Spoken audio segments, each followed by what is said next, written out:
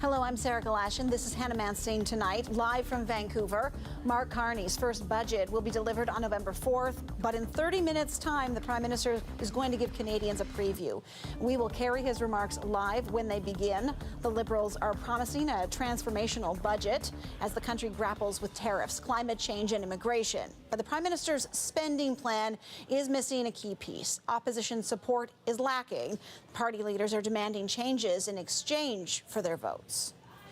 Will the Prime Minister learn from the inflationary, costly failures of the 10 years of Liberal government and accept our plan for an affordable budget for an affordable life?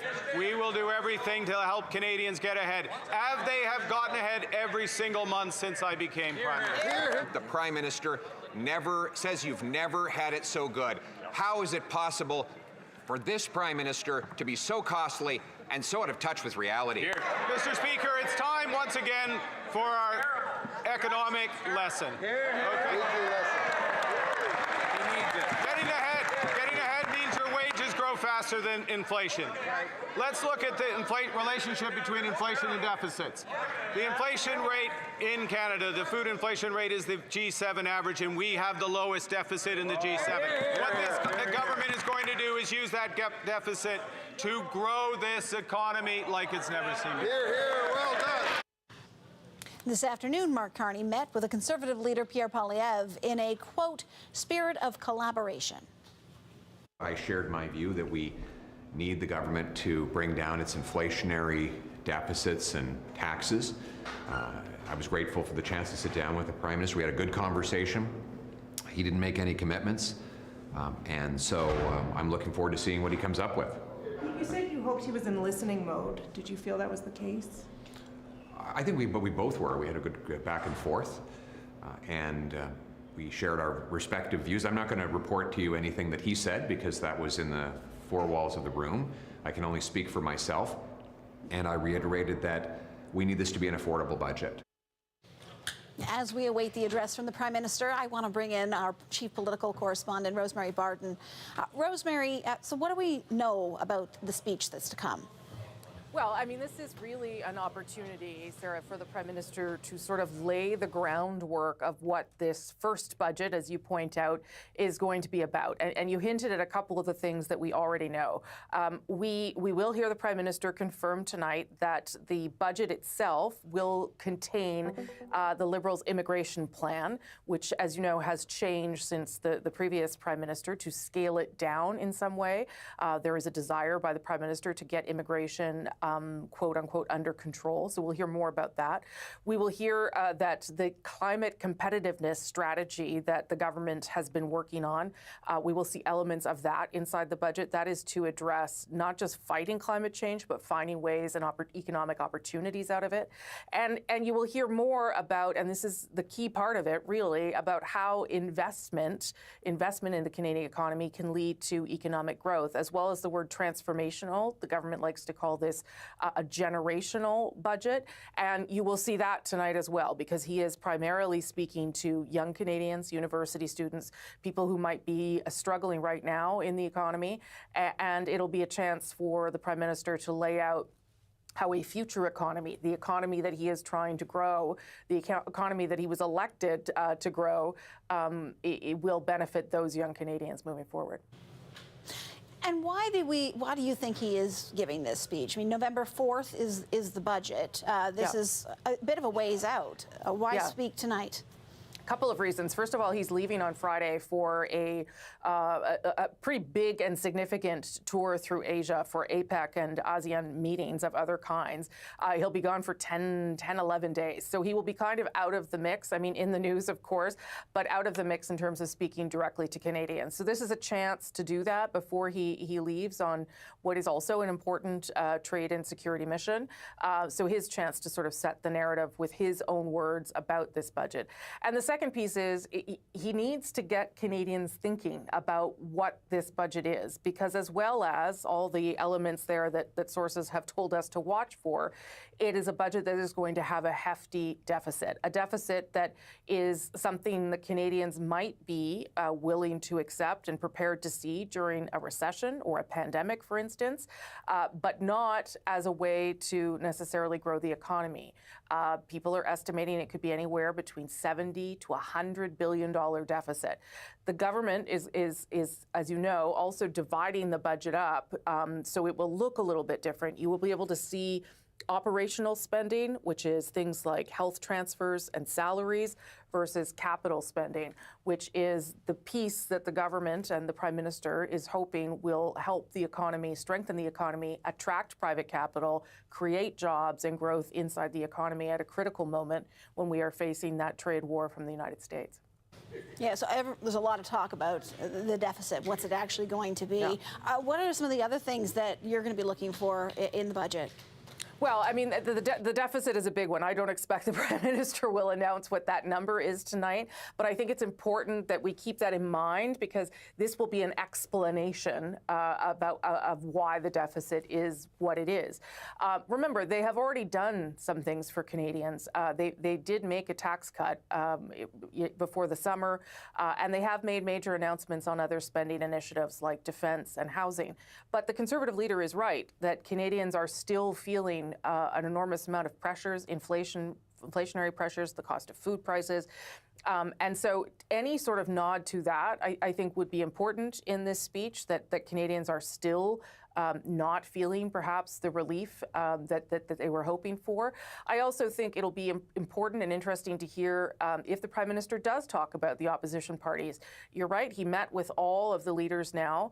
I don't think Pierre Poilievre is going to get what he wants, because one of the things he wants is a much smaller deficit, $42 billion. But he does need a little bit of support, and I mean very little. He either needs a few people to vote for this budget or a few people to stay home and abstain. And so any kind of reach out that he might do in this budget would be important to watch for as well. Let me ask you just quickly about the opposition. What do you make of the noise? Is it just noise that we're hearing right now? Is it, you're right, he doesn't need much, but he does need something. Yeah, that's right. He needs something because he doesn't want to have another election right now. I think that is the general consensus from the people that I talk to. Specifically, the NDP doesn't have a permanent leader, so I don't think it's likely that they want an election. The Bloc Québécois has a lot of demands for the government as well. The Conservatives, I can't see a scenario where they support this budget. But again, he doesn't need a lot of people. So if he can get a few people to either agree to or just not show up on the budget voting day, that will be enough. I think it is important, though, to say that lots of things can change between now and November 4th. So I wouldn't put all my money on things going well, but I would put a lot of it on the government being able to survive this first budget vote. Well, we're all talking about money tonight, so Rosie, thank you so much for that. Sure thing. We are going to check in with you again after the Prime Minister makes his remarks, so stick around. Sounds Thank good. you. Okay, thanks, Sarah. And for now, we're going to get some more analysis ahead of this announcement with Mark Marison. He's the former Liberal National Campaign co-chair, principal at Burrard Strategy, joining us here in studio. Thank you so much for coming in. Thank you. Big night for the Liberal Prime Minister. Yes. This speech, I was just talking to Rosie about it. The fact that he's making it, I don't know if it's so far in advance, but it's not till November 4th that the budget's happening. What do you make of the timing? Well, it's called framing. I mean, he needs to get people prepared for the fact. I think this budget's going to be very significant. It's going to be the biggest deficit, one of the biggest deficits in the last 30 years. So Pierre Poilievre is going to be, he's going to not like that kind of deficit. And he's in a minority government. He's just a couple seats short of having a majority government.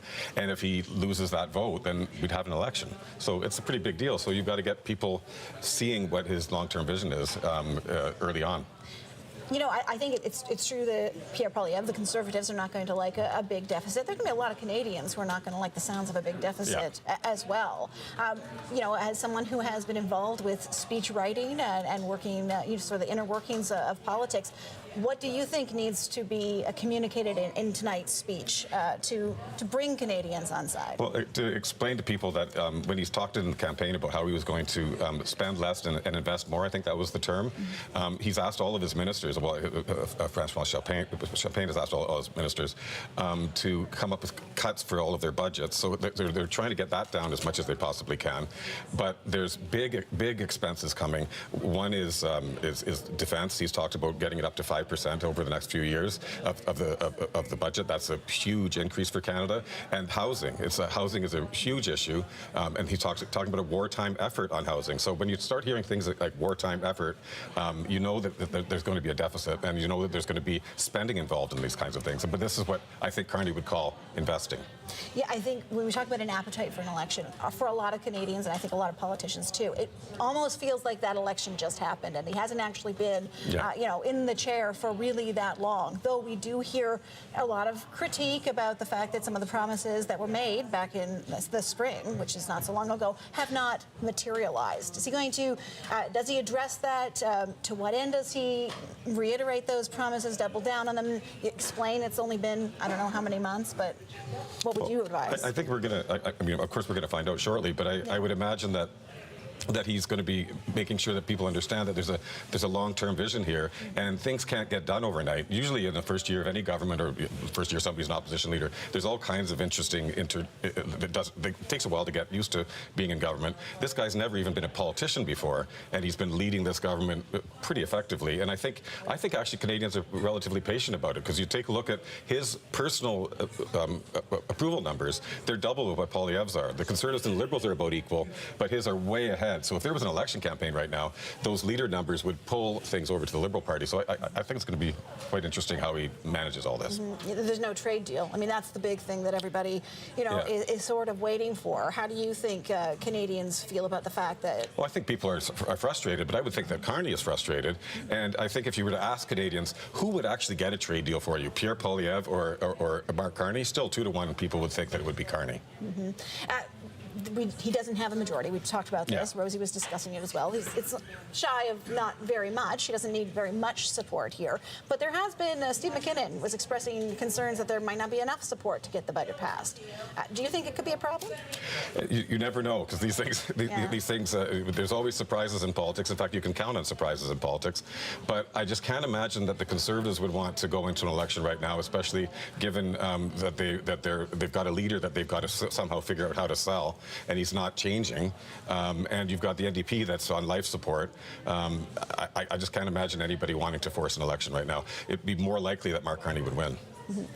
Let me ask you about the audience, because he's chosen to speak to university students in Ottawa Well, tonight. when you're talking about a long-term vision, who do you talk to? You talk to young people, because this is about their future, and they're the ones that are really concerned about things like housing. And those issues, people have been kicking that can down the road for too long, and now something's got to be done, and there's going to be a price tag to that. Yeah, we're looking at a live shot right now. The crowd, those young people, are now filling into the auditorium waiting to hear from Mark Carney, and we're going to obviously go to him as soon as he does start speaking. Just a little bit more on that audience. You're talking about university students. You're right. They, you know, if you want to talk about the future, that's who to go to. Those who we have spoken to, and we're going to touch base with one very soon, have seemed a little disillusioned about their future. What does he need to say to offer assurances to that younger generation that's feeling, I think, a little hopeless? Well, yeah, no, I think that's going to be a very important message for young people, and it's also actually for everybody, because I think everybody's concerned about young people's future, not just young people. And he's going to be talking about his long-term vision for what he's got to do for financially for the country. Mark Marison, thank you very much. You as well are going to stay in the studio with us and watch the Prime Minister's address, and then we're going to touch base with you a little afterward, get a little more analysis from you. Thank you very much. And now, as I mentioned, Prime Minister Mark Carney is going to be making his address to a group of university students. Youth unemployment rate, we know it's the highest it's been in over 2 decades, excluding the pandemic. Chantal Jovel Anos is a first-year student at the University of Toronto, and she joins me now. And Chantel, you have spoken to News Network before about your feelings about politics. And this is a great night to touch base with you now. Want to hear the kind of conversations that you and your friends have about what's going on in your lives and how politics affects it. Yeah, well, there's a lot of different kinds of conversations, considering there's a lot of concern about how the government has been looking at the youth specifically, considering that he was voted in with the intention of wanting to spark this huge change for a lot of young people. But what we're seeing now is that a lot of people are kind of feeling uncertain with how he's been going about his financial policies, considering issues like finding minimum wage jobs or being able to afford any kind of housing has been something that's a real struggle and has not really seen a lot of significant change. Yeah, I was just talking to Mark about this. I mean, on one hand, Mark Carney was elected fairly recently, but I can understand that in a life of a 20-something who is, as you say, struggling with things like unemployment, not every month, every week, every day really counts. How are young people struggling right now? How are what are the sort of things that you and your friends are dealing with? Well, there's a lot of different kinds of struggles. I mean, even when you want to go for a simple night out, it's a lot more complicated because there's a lot more expenses that we have to deal with. As you probably hear from a lot of young people, a lot of things are way more expensive. So it's really inaccessible to try and do things that, for example, paying for Presto or going to see any kind of new TV show or any kind of live show. There's a lot of struggle when it comes to kind of balancing just your day-to-day life when you also have to look at things really seriously when you want to save up for wanting to move into a new place. And considering even now that it's hard to just get a basic job, people are really also looking towards just kind of what kind of different outlets they can make for money. And now you're going to university. I mentioned that off the top. University is a place where you're hopefully training for that career that's ahead. How do you feel about that? Do you feel hopeful? Do you feel like this is going to be a bigger challenge than maybe you thought going in? Well, I mean, there's two sides of it. I mean, university, especially the university I go to, University of Toronto, can be really hard and it has that reputation. So there definitely is a little bit of that struggle, and also having to deal with being a working student. I think that's also something that is definitely original to a lot of kids nowadays, because you can't just go to university and have your title be a student. You also sometimes have to get a job, and you also have to make sure that you balance your social life. So there's a lot more difficulties with that, because you're not just worrying about your education and competing with a lot of students, because there's a lot of international students too, but also having to keep in mind of your own well-being and also trying to pay for groceries and that kind of thing. Right, and finding that job to have while you're in university, that's the challenge, as you say. We are right now minutes away from hearing from the Prime Minister. What do you want to hear from him? Well, I think the biggest thing is I want to hear some kind of plan and some kind of practicality, especially when it comes to dealing with young people in our future.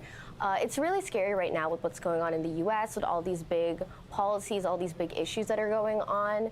The reason why young people voted for Carney is because they wanted someone who could be that change, who could stand up and actually do things and follow through on his promises. So I think making sure that he addresses a lot of those issues, like finding minimum wage jobs, making sure that housing is affordable for a lot of young people, that is what we're really looking for to give us that hope for the future. Chantel, you talk about, I just want to follow up here, you talk about young people voting for Mark Carney. This is a budget that needs to pass. He's going to need support from other parties, or it perhaps doesn't, and we end up going to an election. Seems unlikely, but could happen. And if that were to happen, how would you vote? Well, I can't really say right now, but I'd hope to vote for Carney again, considering if he does kind of go for a lot of things that are really relevant to those kinds of liberal issues. But that could change depending on how we see his plans go, and especially of how his future plans go with those kinds of financial issues. Chantel Jovellanos, first-year university student at the University of Toronto. Thank you so much for that. Thank you. My next guest works in the auto sector, and he's worried about the future of that industry, which we know has been struggling with U.S. tariffs. Derek Gungle is joining us from Windsor, Ontario, and he is an auto worker at the Stellantis Windsor assembly plant. Derek, thank you for your time. Thank you for having me on. Did I pronounce your last name correctly? I just want to make sure. Yes, you did. Okay, great. Derek, the situation, I mean, we talk about the auto sector so much these days, but what does the situation look like for you and your colleagues right now, given that times are pretty uncertain? It's a little strange right now. In Windsor, we're adding a third shift, so it gives this false sense of security that things are going well. But at the same time, within the last week, we've had 2 losses of products within our industry, Brampton Assembly Plant in Brampton, Ontario, and the Carney plant in Ingersoll, Ontario has lost a product as well. So it's just a massive uncertainty in this time, and we don't know how things look going forward. Derek, what do you and your colleagues, when you are on a break, what are people saying in terms of that uncertainty?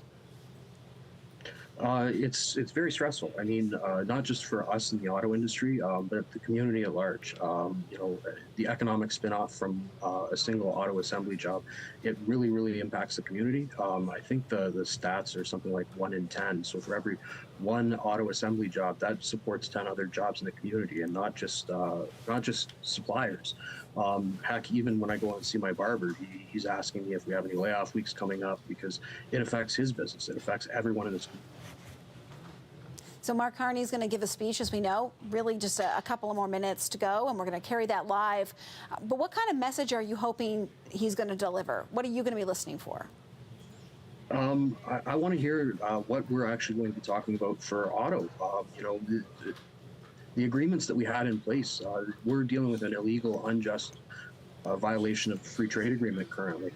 This is actually an attack on our industry, our community, you know, and I'd love to see him talking about how he's going to respond with aid to our community, not just, you know, aiding workers and retraining them for other things. These are good paying jobs that are, and we're a highly skilled workforce. But at the same time, we need to start talking about better policies.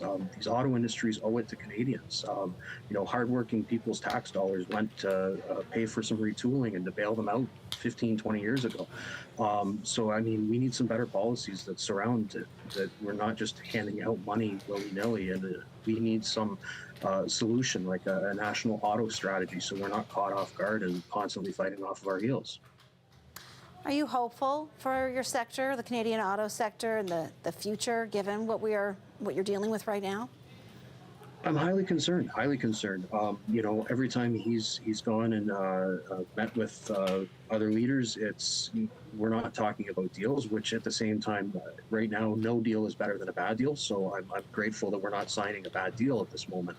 But at the same time, we just had 2 plants lose products in the last week, and this is clearly an attack on our entire industry, and it's very concerning. I mean, our industry can't afford to lose more jobs in an ever-shrinking automotive footprint. I take your point, no deal is better than a bad deal. But how do you feel about the fact that there is no deal? I know there were a lot of hopes and a lot of, I don't know, promises, but talk about making there be a deal, and it's obviously a difficult one to try and get to. I think everyone can acknowledge that. But had you thought back at election time, when the vote came in and Mark Carney was elected, that we might, in fact, have a deal at this point? Uncertain, because truth be told, we have a deal in place. You know, it was in fact this administration back in 2019, 2020, the U.S. administration, I mean, that signed a free trade agreement with us, that they do have their signature on that agreement, and they've gone back on that agreement. So at the same time, you know, that agreement doesn't seem like it's living up to its promises and expectations. As I mentioned before, this is an illegal, unjust violation of that trade agreement that they signed. So why would we hand over more things and give them a better deal for them when we're not securing anything in return? Perspective, and I think a lot of Canadians, you know, as much as they might be struggling, their minds do go to the auto sector when we talk about the economy and what's going on right now. So I really appreciate the conversation. Derek Gungle is an auto worker at the Stellantis assembly plant, joining us from Windsor, Ontario. Thank you. Thank you. Okay, once again, a live look for you of Ottawa. That is where Prime Minister Mark Carney is set to speak. It's going to happen very soon now. He's going to be addressing a group of university students about his government's plans for the budget. You can see that room is filling up, and it's primarily filling up with young people. That is who is filling out that audience. Carney is due to speak at 7:30 Eastern. The government will table its budget early November 4th. Tonight, we'll hear a bit of a preview to it, and for that, we're going to bring you that speech live as it starts. And I want to bring Mark Marison back in because, of course, he is hanging out with us tonight, waiting to hear from Mark Carney. Very much anticipated speech, despite the fact that we are, I don't know the exact, like we're 2 weeks, not quite 2 weeks, maybe away from the actual budget. It seems a little far out. You were talking last we spoke about the fact that he needs to set the stage. How big a challenge is that for him, given the, we've heard from guests here, a student, an auto worker here, they are frustrated. They do want to hear something, they want to hear some good news and some tangible promises made. So what kind of challenge does Mark Carney face tonight? Well, I don't think he's going to be making a lot of detailed, tangible promises today, but he'll be setting the stage for what he will be promising in the budget 2 weeks from now. And the important thing is for people to understand the fact that the deficit's going to be bigger, but that they're going to be investing in very important things to people, especially to young people, and that's housing, infrastructure, and then defense. Well, that's important to all of our allies, and it's important to everybody. Why? Let's talk about defense, actually, because yes, it is important to our allies. The average Canadian who is frustrated with the economy and frustrated with cost of living right now, when they hear there's going to be potentially more defense spending, why should they feel like that's a good thing? Well, I think that people have got a little bit of a scare this year when they heard from Donald Trump that he was talking about making Canada a 51st state and was talking about the fact that we sort of are free riders off of the United States.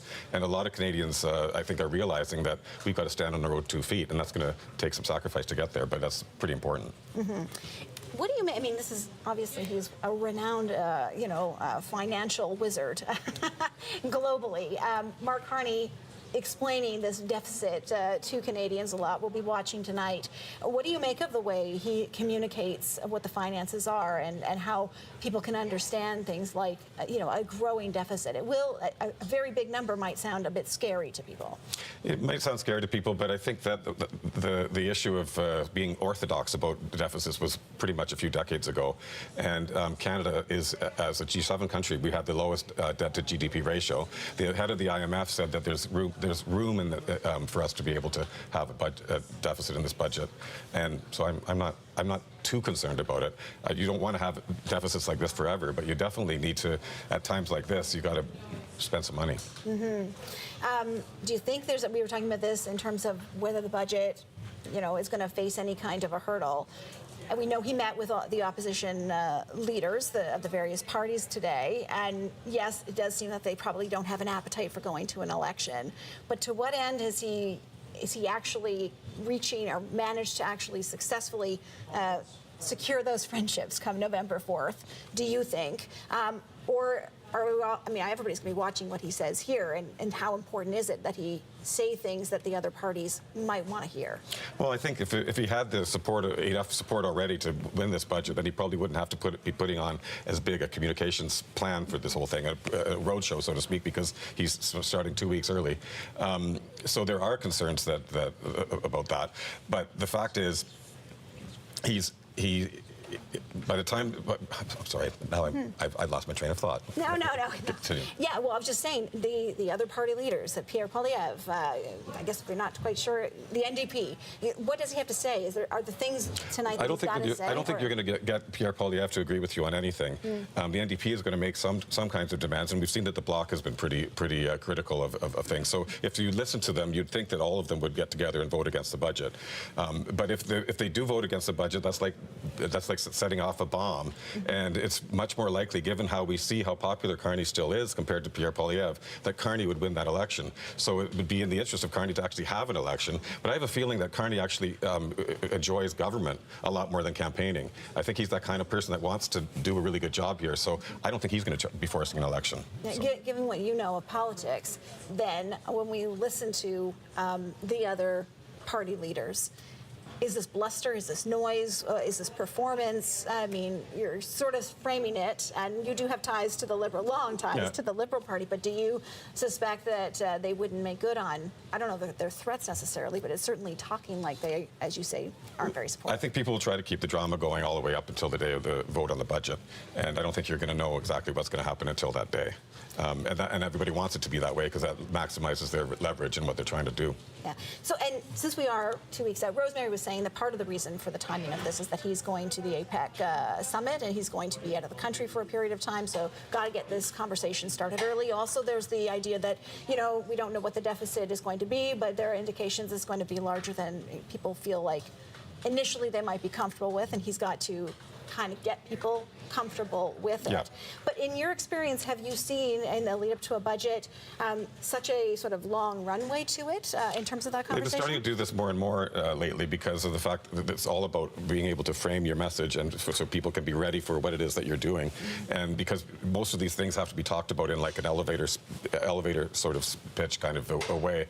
And if you don't do it early enough, people are just, if you just spring something on people, that's when a lot of opposition can arise. And the kind of, you know, the kind of speech that we see Mark Carney give, these are not, like, he's not, I wouldn't suggest a soundbite prime minister, really. Like, though he's doing pretty good ones. Is he? Yeah, okay. yeah. Well, I was going to say, I find that his, it's a thoughtful and more, he's willing to take the time, it seems, to explain. Whether or not he's going to hold the attention of the audience, I don't know. So you're saying he's got some pretty good sound bites, but what do you make of his style? What I meant, I guess, was that he doesn't sound like he's sloganeering, and that he sounds authentic because he's actually explaining things in a real way. And I think that there's a huge appetite for that. And that's in stark contrast to the communication style that you see from Pierre Poilievre, who is all slogans and really doesn't get into depth on almost anything.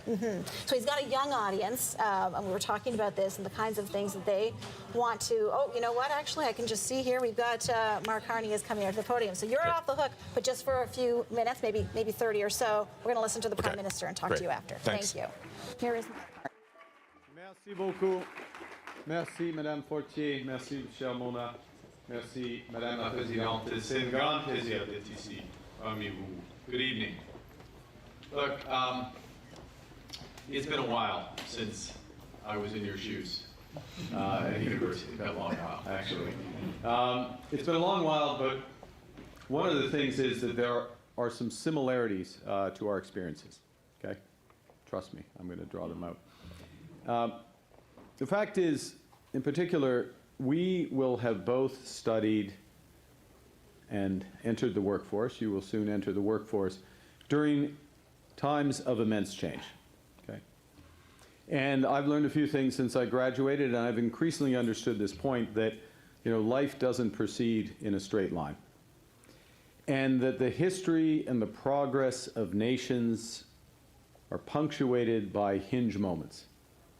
Times when the future literally hangs in the balance and when our actions can be decisive. Et dans des moments comme celui-ci, nous devons être audacieux.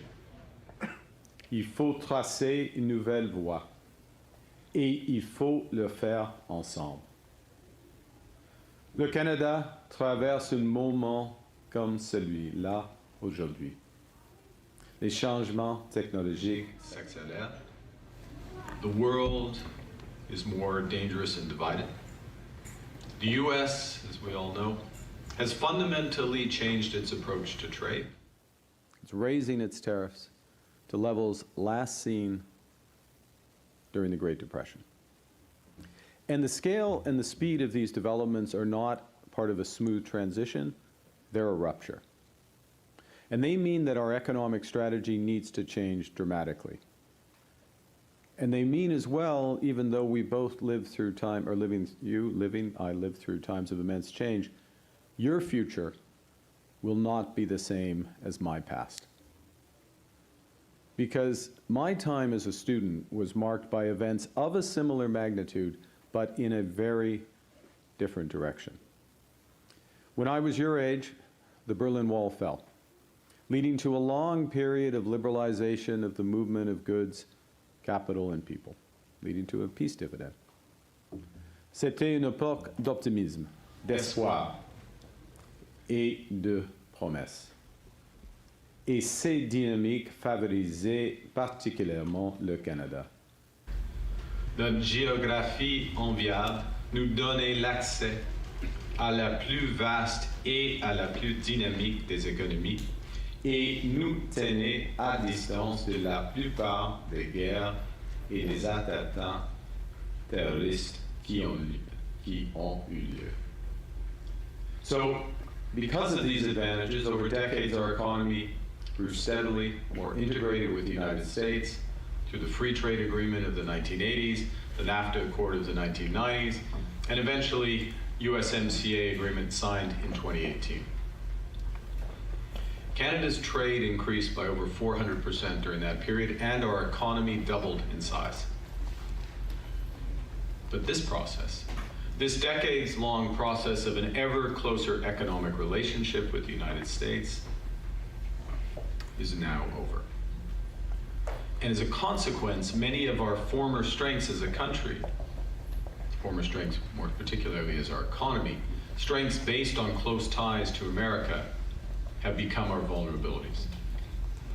And as a result of that, the jobs of workers in our industries most affected by the US tariffs in autos and steel and lumber are under threat. And our businesses are holding back investments restrained by the pall of uncertainty that's hanging over all of us.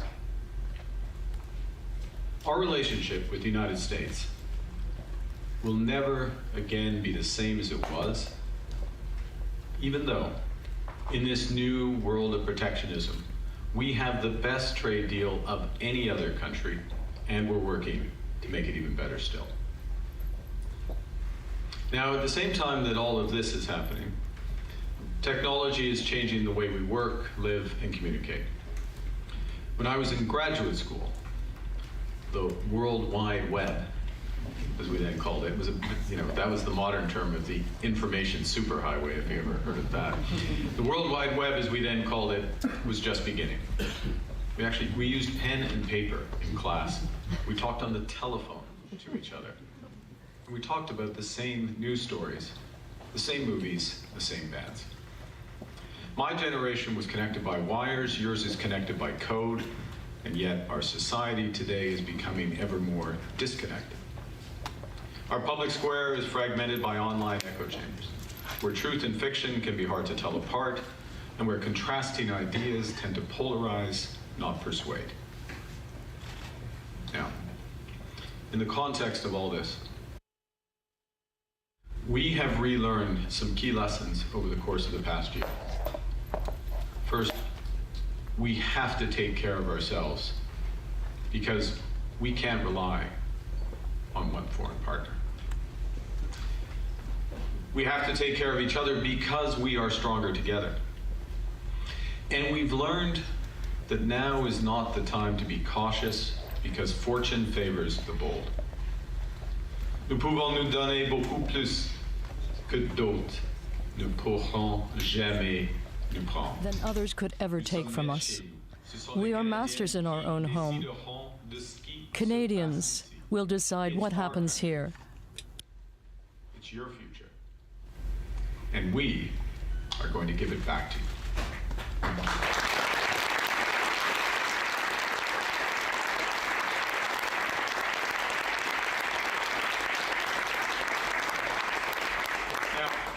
To confront a more dynamic, a more competitive, a more hostile world, we must chart a new course, drawing on our many strengths as a country, relying on our values, and being inspired by our history.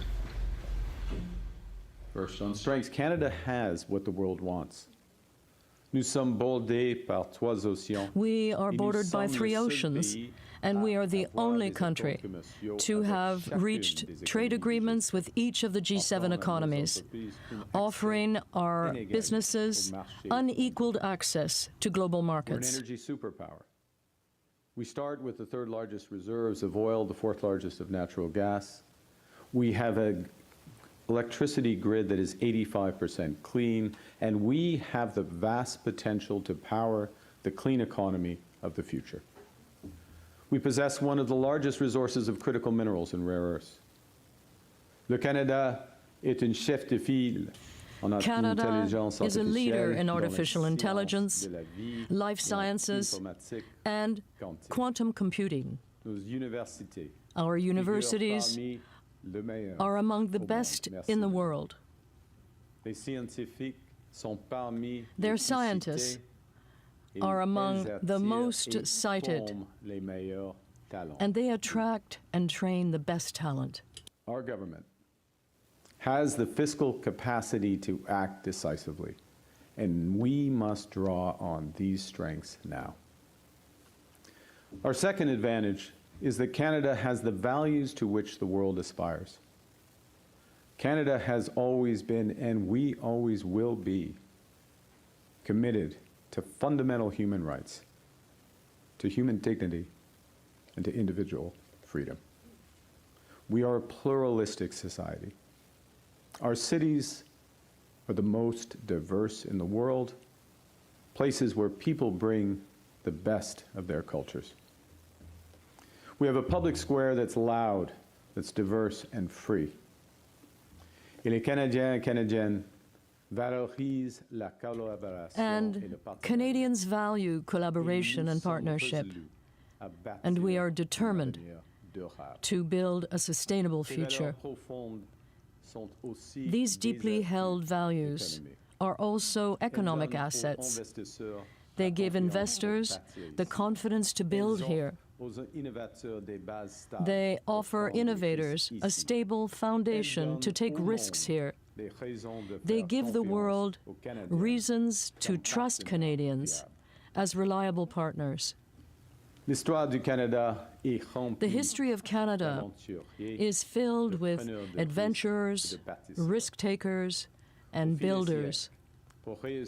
Over the centuries, in order to succeed and prosper, we have had to go further, build faster, and dream bigger. It is important to remember that the Canada before Confederation was built through bold action and risk-taking.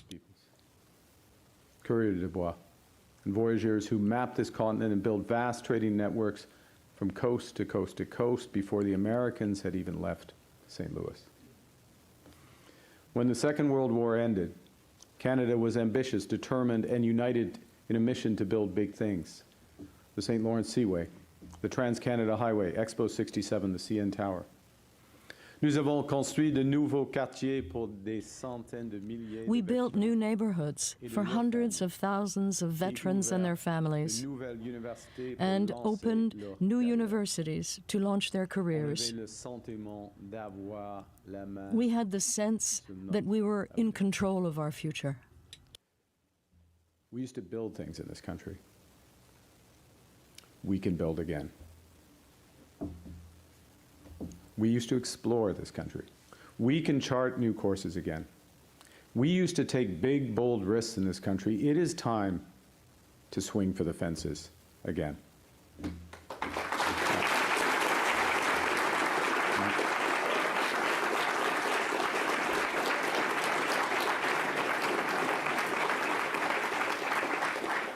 We learned a little lesson about swinging for the fences a couple nights ago, as I recall. And this is what the upcoming budget will be about: building, taking control, and winning. We will make generational investments with a plan to protect our communities, our borders, our way of life. We will build a stronger economy where everyone has a chance to get ahead. And we will empower Canadians with new opportunities, better careers, and a lower cost of living. Now, let me start with protection, because to build more of what we need, we must protect what we have. Safe communities attract people and families to put down roots, get a home, build a rewarding career, and ensure their children get a good education. So as soon as Parliament opened in the spring, We introduced the strongest legislation in Canadian history to secure our borders and crack down on gun trafficking and illegal drugs such as fentanyl. We introduced new legislation to combat the horrifying rise in hate and violent intimidation, including to protect against anti-Semitism and Islamophobia. And as I shared last week, we will table legislation for stricter bail and sentencing laws.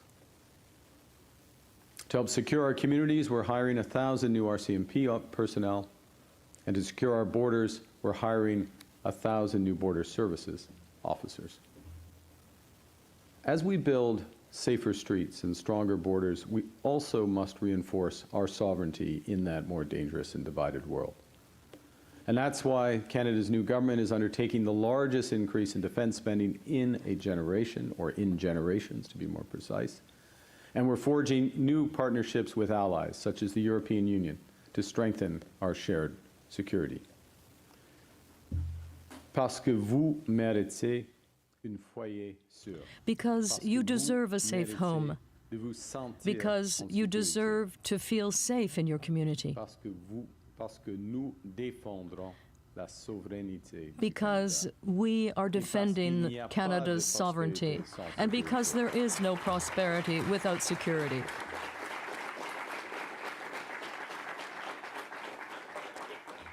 But look, protection is not enough. We have to build, and our plan to build, first and foremost, is here at home so we can take control of our future, and as I said, give you back yours. In the last 6 months, we've worked to create the right conditions to get big things built faster. At the end of June, we passed the One Canadian Economy Act to remove federal barriers to internal trade and to fast-track the approval of nation-building projects. In August, we opened the Major Projects Office, which serves as a single point of contact to get those nation-building projects built faster. Les projets qui vont connecter, vont diversifier. Projects that will connect us, diversify our economy, and propel us forward. Projects that will export our resources to new partners around the world. Projects that will create hundreds of thousands of well-paid jobs. Good unionized jobs for Canadian workers. Now, last month, we announced the first tranche, the first group of these major projects, with over $60 billion of investments in nuclear power, in LNG, in carbon capture, in critical minerals, and in new trade corridors. And we outlined strategies from offshore wind to high-speed rail and a sovereign cloud to drive hundreds of billions in further investment, all while creating the conditions for a better connected, more productive, and more ambitious country. And the thing is, we are just getting started. Our next tranche of nation-building projects will be announced by the Grey Cup.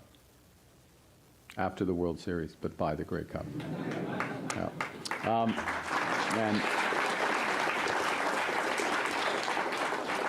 And at the core of our strategy will be to catalyze unprecedented investments in Canada over the next 5 years. That's what's going to come above and beyond these projects. Because we are also focused on building millions of new homes that will strengthen our communities, building faster with Canadian technology, Canadian workers, Canadian lumber, and Canadian steel, building homes that Canadians can really afford. We launched Build Canada Homes here in Ottawa to help double the pace of housing construction within a decade using new factory technology, cutting building times by 50%, reducing costs by 20%, and lowering emissions by 20%. Now, it's not just what we build, it's also how we build. We will build inclusively in full partnership with Indigenous peoples, First Nations, Inuit, and Métis every step of the way. We will build in solidarity with workers, creating good union jobs. And Budget 2025 will introduce our climate competitiveness strategy. With a focus on results over objectives, on investments over prohibition, we will build sustainably. Le budget va contenir une nouvelle stratégie. The budget will introduce a new strategy to build sustainably and competitively for the future of Canada. We will be focused on results rather than objectives, on investments rather than prohibitions. We will build sustainably by relying on energy, transportation, housing, and low-emission manufacturing to enhance our competitiveness, because reducing emissions is not only a moral duty, it is also an economic imperative. Our strategy will recognize that in today's global economy, we have to build sustainably. It's not just a moral duty, it's also an economic imperative. It is a moral duty, but it's an economic imperative. Now, above all, we will build Canadian. The new security threats the world is bringing to our shores means we're making the biggest investments in our military in generations. But up until now, more than 70 cents of every dollar of military spending, military capital expending by our government goes to the United States.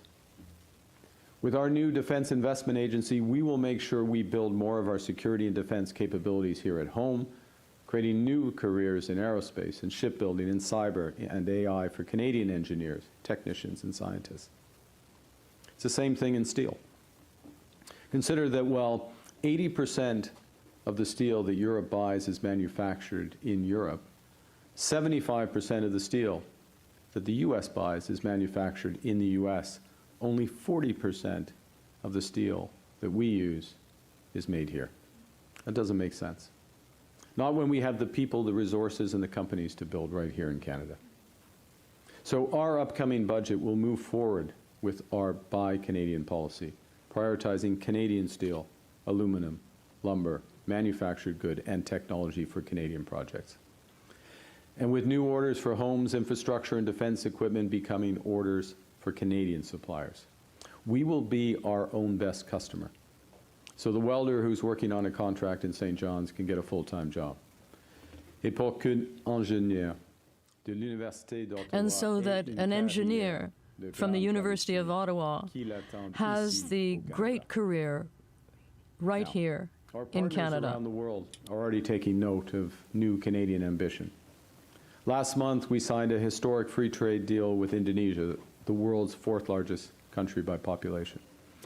We've just signed foundational agreements with the United Arab Emirates in AI, and with the EU in defense and trade, and with Germany in critical minerals.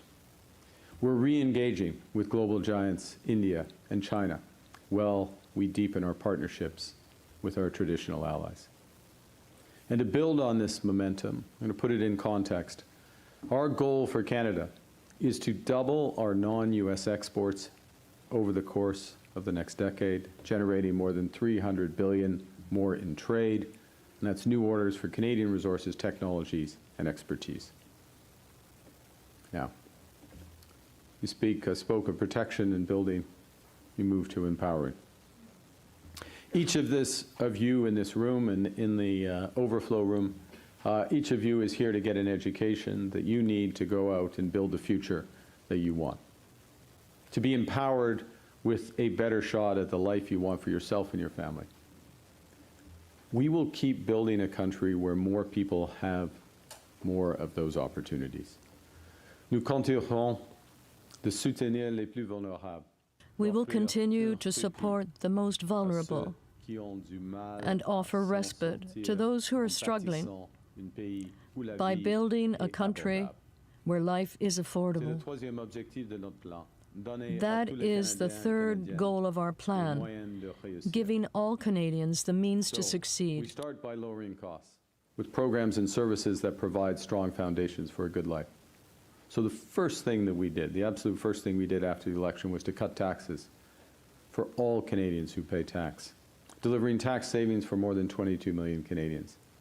We cut taxes to reduce the cost of housing for first-time homebuyers, some of whom I hope are in this room, immediately making the goal of home ownership a reality for more Canadians with young families. All of the big projects that we're driving forward from new housing and new ports and clean energy will create high-paying careers, many of them union careers here in Canada. It will be a great time to be in the trades. But as well, in the budget, we will unlock new apprenticeships, new skills training programs, and a new talent strategy for the next generation of scientists and innovators who will build our country. And as we build new industries and create new markets, you will be equipped with the skills you need to succeed with those opportunities. Because when Canadians empower each other, everyone benefits, and Canada prospers. Pour saisir ce moment. Vas-y.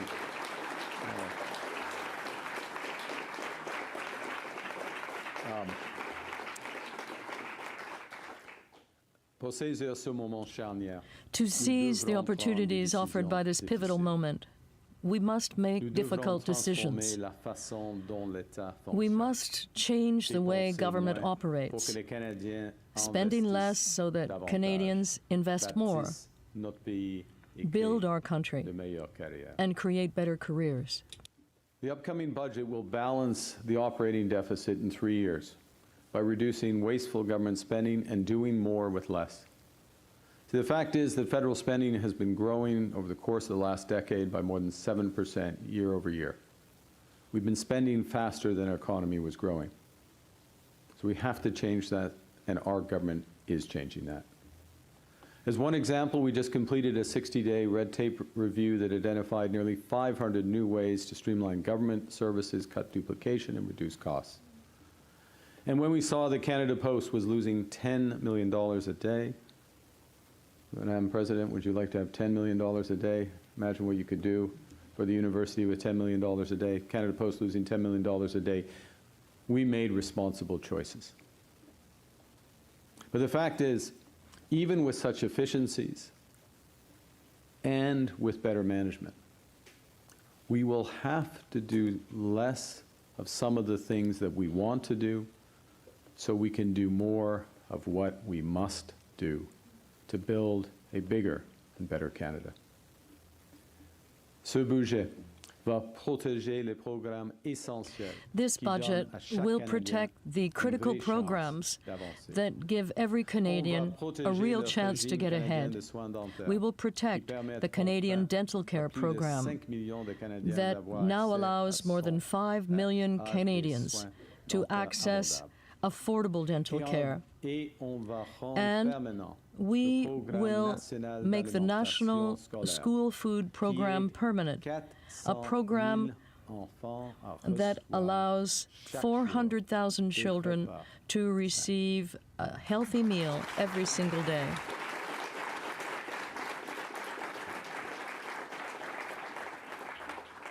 We will protect the National Child Care Program for the over 900,000 children who are getting a strong start that they deserve, and for their parents who no longer have to choose between raising a family and keeping their careers. And as well, our budget will also bring in automatic federal benefits so that the millions of low-income Canadians who aren't part of the system can get the support that they need. Now, we need to be clear-eyed about where we stand today so we can build for tomorrow. Let me give the current economic context. I'm channeling my old central banker days here. Look, the situation in Canada now, the actual situation, is that the rate of inflation has come down. It's come down sharply. But it's also the case that the cost of living is still far too high. It's also the situation in Canada right now that we're building a lot more homes. Housing starts are up this year. And affordability of those houses are improving. But it's still challenging. We need to build many, many more homes, and we need to build them a lot faster. This government is getting immigration under control, with asylum claims down by 1/3 and new temporary foreign workers down by more than 70% this year. To match immigration levels with our needs and our capacity to welcome them, this budget will include Canada's new immigration plan to do better for newcomers and for everyone. It's also the fact that in this economy, we are creating jobs as a whole across it. And it is a fact that we are forecast to be the second fastest growing economy in the G7 over the course of the next 2 years. Even though some critical sectors, I mentioned earlier, autos, steel, lumber, forest products, aluminum, and some regions are facing big, big pressures. So the facts are that at present, despite everything, despite these big changes, our economy is holding up. But it's equally true that if we don't act now, these pressures will only grow. And more fundamentally, our goal is not just to do reasonably well, but to grow stronger than the rest of the G7. And as we work to do so, I want to make this promise to Canadians. I will always be straight about the challenges that we face and the choices that we must make. And to be clear, we won't transform our economy easily or in a few months. It will take some sacrifices, and it will take some time. Our government will work relentlessly to cut waste and drive efficiencies. And when we have to make difficult choices, we will be thoughtful, we'll be transparent, and we'll be fair. We will work collaboratively with our colleagues across the aisle to build, protect, and empower Canadians. We won't play games. We won't waste time. And we won't hold back. We will do what it takes. We will play to win. We will bet on Canada and all Canadians.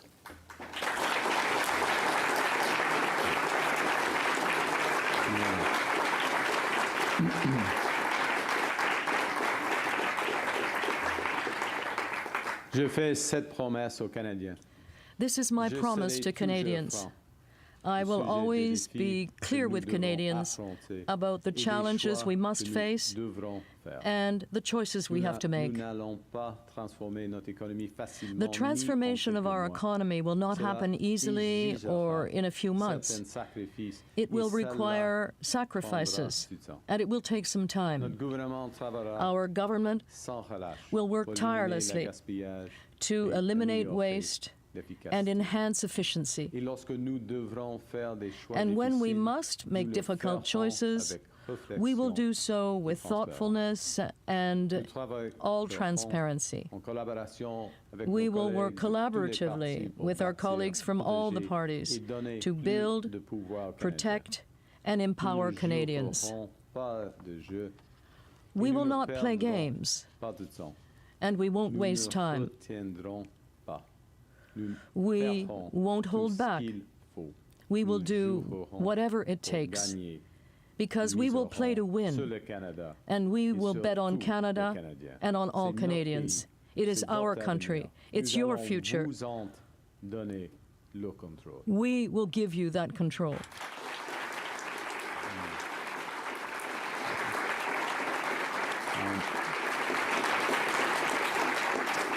And to finish, because we're all in this together, I ask you to get involved. The fact you're here this evening, we do many other things, shows that you're interested in being involved. Get involved. Look out for each other. Look after each other. I know from the history that I read in university and the history that I've lived since graduating that fortune truly does favor the bold, and the hinge of fate will turn on what Canada does right now. We're going to have to change how we do some things, but we will never change who we are. This moment has revealed, yes, the limits to our economic independence, limits that we must tackle head on, and we will. But more importantly, what it's revealed is a nation that's more determined, generous, hardworking, compassionate, and ambitious than any other on earth. We are Canada strong, Canada fort. Vive le Canada. Thank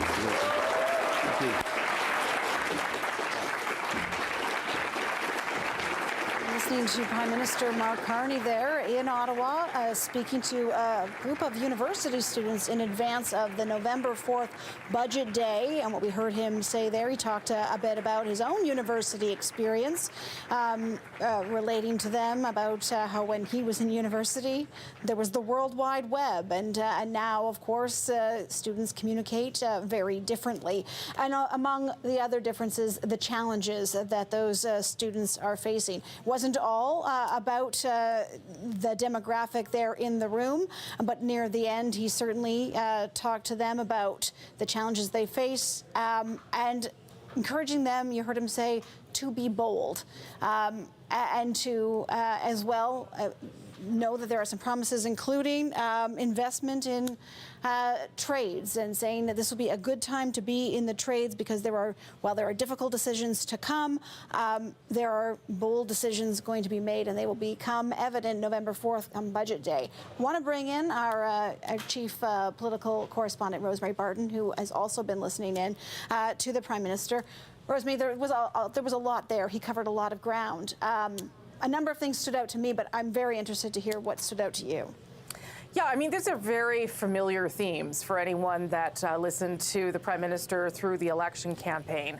But there are a couple of things that did stand out for me. First of all, really painting a picture of the moment that Canada is in, faced with, of course, the trade war by the United States and a relationship that has changed fundamentally. Also saying that Canada can no longer be a country that relies on one trading partner. So that need to diversify that he has talked about before. And then some of the ways he went through some of the things that the government has already put in motion to try and deal with that. Recognizing there are, of course, sectoral tariffs, and that still has to happen, but whether it be investment in housing or the defense industry or other measures that they will be taking, you hinted at some there in the budget. That was sort of the part about how the strategy is working now. He did also say, I should say, that he is setting an ambitious goal for Canada to double non-U.S. exports in the next decade. To give you a sense of how dramatically he wants to change our dependence on the United States, he's now put a target on it, which is pretty interesting. But the vast majority of the message, I think, really came at the end of the speech, when that was about preparing Canadians. That's why this speech was happening, not just to remind you of what his government has done, but to prepare you for what is to come. He did recognize that while inflation has come down, that the cost of living is still too high. He also recognized that in spite of some of the challenges he laid out, the economy is still holding up. But he said that is why Canada needs to act now to make some changes.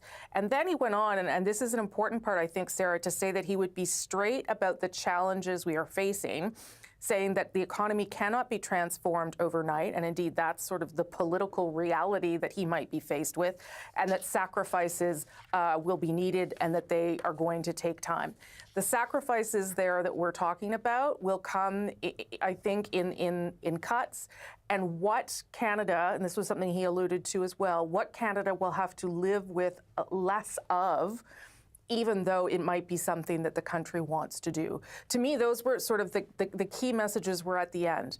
You know, trying to reassure Canadians of the things the government is working on the strength of the Canadian economy. He believes the ongoing strength of the Canadian economy, because certainly there's lots of signs of a slowing and weakening economy, and then the reality of some of the things that are going to have to be done, whether that come in the form of cuts to public services and to the public sector, or in the kind of transformation that he's talking about that is not going to happen quickly, and that Canadians will have to be a little bit patient with how the government moves forward.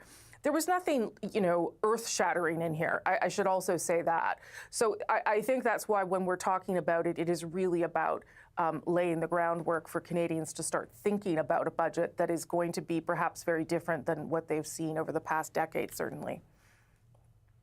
Can I ask you, the other thing that stuck out to me when he was talking about the deficit, and we were talking about this before the speech, we don't know what that deficit is going to be. Right. There are projections that are out there, but he also did say I felt like it was a promise that that deficit would be balanced in 3 years, and the way to do that was by reducing government spending and streamlining government. And then he went on to make a very sort of specific example of how they are already in that process, talking about the choices made, responsible choices, he called them, about Canada Post.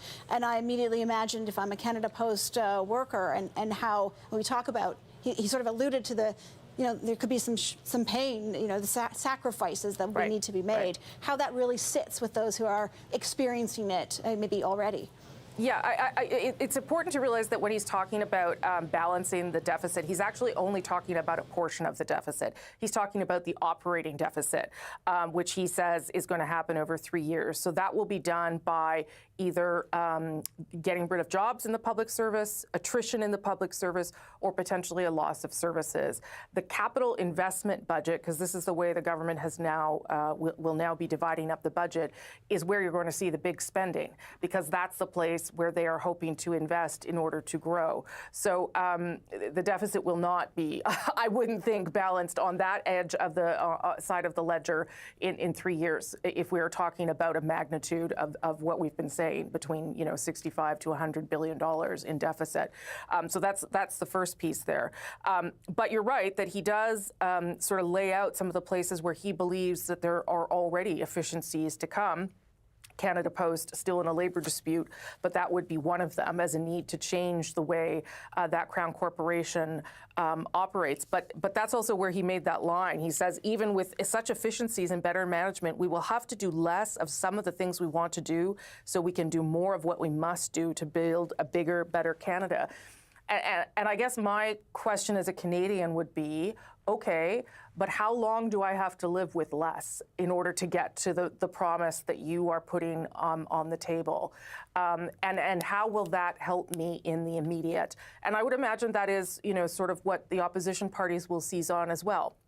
For people who don't have a job right now, particularly a lot of young Canadians, and for people who are struggling to buy groceries, this is a promise of change in the future, not immediate relief. Of course, there was a tax cut that was made before the summer started, but that didn't affect everybody in the same way. So how is this promise going to affect people immediately? And I think the answer is it's not.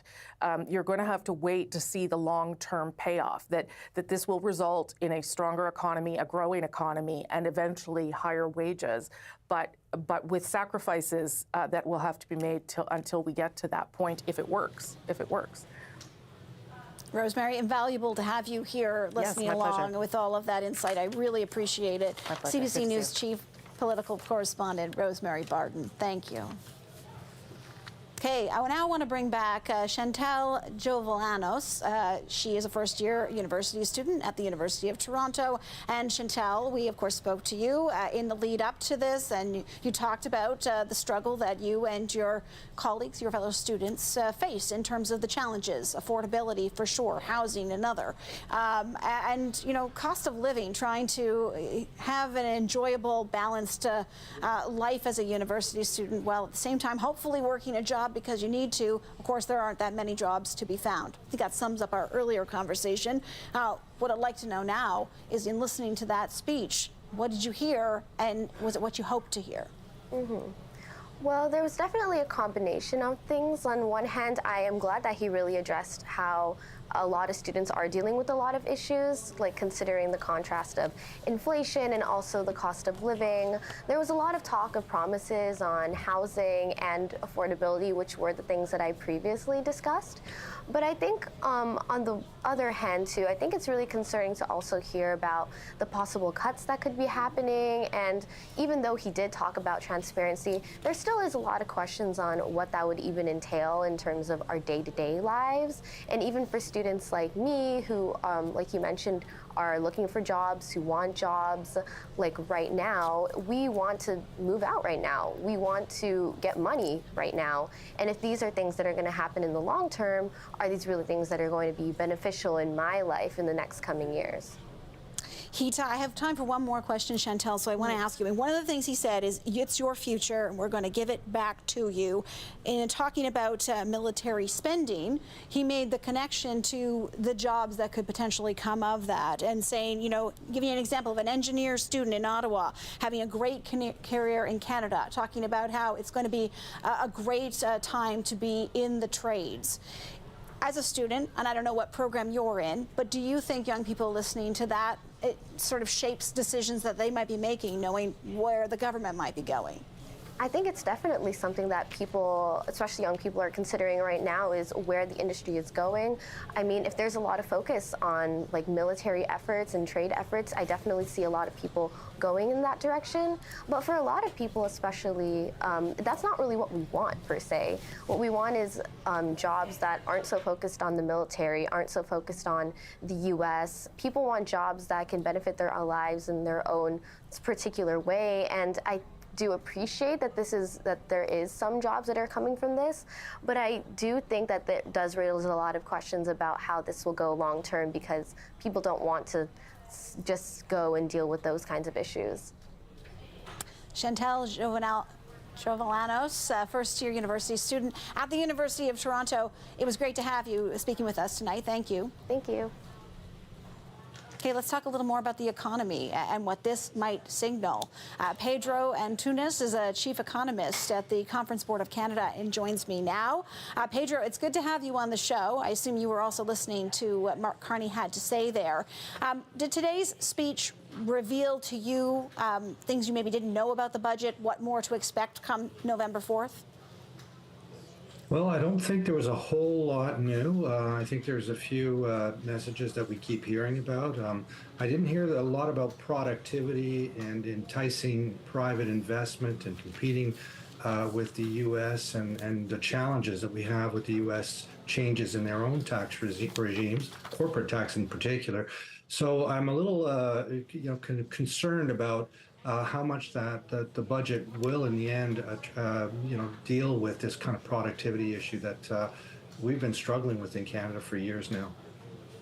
Rosemary did point out his talk about trade deals and negotiations with countries outside of the United States, saying that he wants to double non-U.S. exports in the next decade. So putting a timeline on it. What did you make of that? I'm going to call it a promise. Well, I think there's opportunity here. I think most of our trade has been directly with the U.S. because it's such a big economy. We have the same languages. We had an open border for all of these years. But we also have opportunity here with a lot of trade deals with a lot of other countries, including the European Union, South Korea. I think it was mentioned Indonesia as well. So these are growth markets. These are markets where we don't have a lot of, we don't export an awful lot to. And so we can take advantage of that. It will be very, very difficult, though, to move quickly and to move enough so that we're not feeling the impact of our challenges with the U.S. economy, essentially. So we still do need to settle on some trade deal here with the U.S. That's really important. Did you feel in that speech that you heard, he talked about sacrifices, difficult choices that'll have to be made in order to allow for spending, bold moves, is how he was describing it. And there are some, it does sound like there's going to be some significant spending, which leads me to the question of the deficit, because a lot has been said about a number that we don't know at the moment, but talk that it could be much higher than I don't know, perhaps someone like yourself might feel comfortable with. What are you anticipating, and how are you going to feel come November 4th about deficit? Yeah, I do think there's a claim to be made here for investing in productive assets that will drive future growth. It's kind of called the golden rule. If you're investing in things that are going to drive future growth, then it's fair, intergenerationally fair, and you're not just consuming at the expense of future generations. So I think it's a worthwhile thing to do. I do worry about the challenges, though. We keep saying that, we're the best in the G7, best among many OECD countries in terms of our fiscal situation, but we're comparing ourselves to a lot of countries that are in trouble. So the bottom line will be, are we going to be able to manage the debt financing costs, which are already more than doubled where they were just a few years ago? And to me, The real question here is both deficits, both on the current and on the capital account, are going to feed the cost of financing that debt, and that's really important. Pedro Antunes is a chief economist at the Conference Board of Canada. Thanks so much for that. You're welcome. It's a pleasure. Okay, once again, we've got Mark Marison here. He's watched the speech. We talked a couple of times in the lead up to that speech. I had made many notes here. What stood out to you? What was really interesting to me was what a difference it is to have Mark Carney as the Prime Minister than Trudeau being the Prime Minister. What I was thinking about when I was listening to what he was talking about, I was thinking about what Trudeau did and what his legacy was. And you think about all the social programs that he improved. He had his hands full with COVID, and he legalized pot. But that was those are probably the big highlights for a lot of people. What he's talking about, what Mark Carney's talking about, is building. He's talking about building homes, and governments haven't been building homes since the 1980s. Like, this has been a huge backlog, huge problem for Canadians, and it's got to start happening now. It should have happened years ago. He's talking about building defense, and he's talking about building infrastructure, and he's got all this major projects office, which is going to be talking about building all kinds of different projects around the country that build the economy. These are things that don't happen overnight, but they're all things that I think have slipped. And to think that there's going to be a big deficit is because this money is going to be going into capital spending. It's not going to be going into program spending like it did in the previous election. In the previous government the same way. Speaking of the Trudeau government, he also talked about immigration and saying that they are going to, I think the words he used were bring it under control and make sure that basically there are programs to support the people who are coming to Canada and make sure they are they're the people with the skills that Canada needs. That is a difference, certainly. And I don't think it's the first time we've heard that messaging from him, but to your point about differences between his predecessor and himself, that seems to be at least one of them. Yeah. Yeah. What did you think about how he communicated with the young people who were in the room? I mean, he started off with a sort of a light moment, talking about his own university experience. No, that was all interesting, but I do think that one of the problems that he's been having is that he's been traveling the world doing all of this work, and it hasn't been since the election that he's had a substantive sort of marker down about what his vision is and what it is that he's actually accomplishing. So this was a good backdrop for him, but this wasn't just meant for the students. This was meant for all Canadians, and he's getting people prepared for the fact that he's got a very ambitious agenda that in the short term might cost something, but in the long term we're going to have a lot of benefits. Well, we'll all be watching November 4th, perhaps speaking to you again come November 4th, but thanks for being in studio with us to walk us through it all. Appreciate it. That is Mark Marison, former Liberal National Campaign co-chair and principal at Burrard Strategy. Thank you.